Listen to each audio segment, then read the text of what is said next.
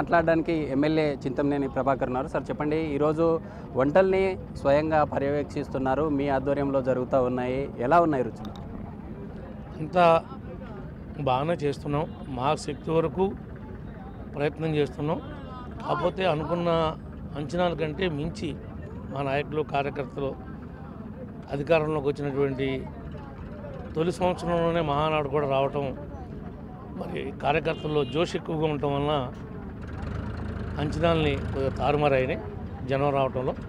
ఏదేమైనప్పటికీ కూడా ప్రతి వారికి కొద్దిగా లేట్ అవ్వచ్చాము, కానీ ప్రతి వారిని శుభ్రంగా చూడటం మా బాధ్యత.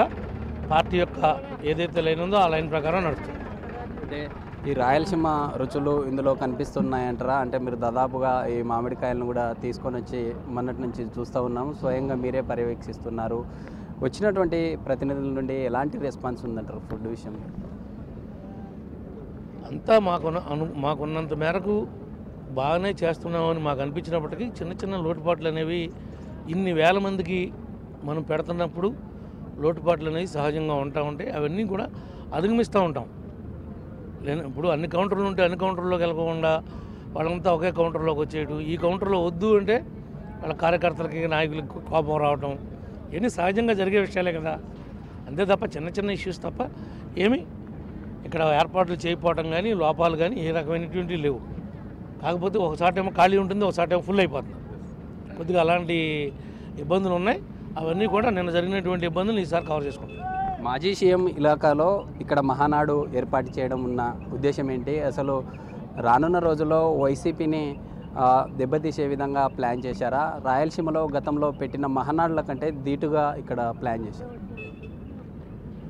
మాజీ సీఎం గారు ఇలాకా అనటానికి, ఆయన ఇలాకా అయి ఉంటే ఆయన మామూలుగా 3 సీట్లకి ఎందుకు పరిమితం అవుతాడు?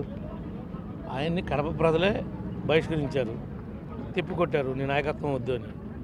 ఆయన ఇలాకాలో పెట్టి ఆయన్ని బలహీనపరచడానికి మేము మహానాడు పెట్టామా? లేకపోతే రొటీన్గా వచ్చేటువంటి మహానాడులో కడపలో పెట్టామా? మీరు అన్నీ కూడా ఆలోచించాలి. ఆయన్ని బలహీనపరచడానికి మహానాడు పెట్టక్కర్లా.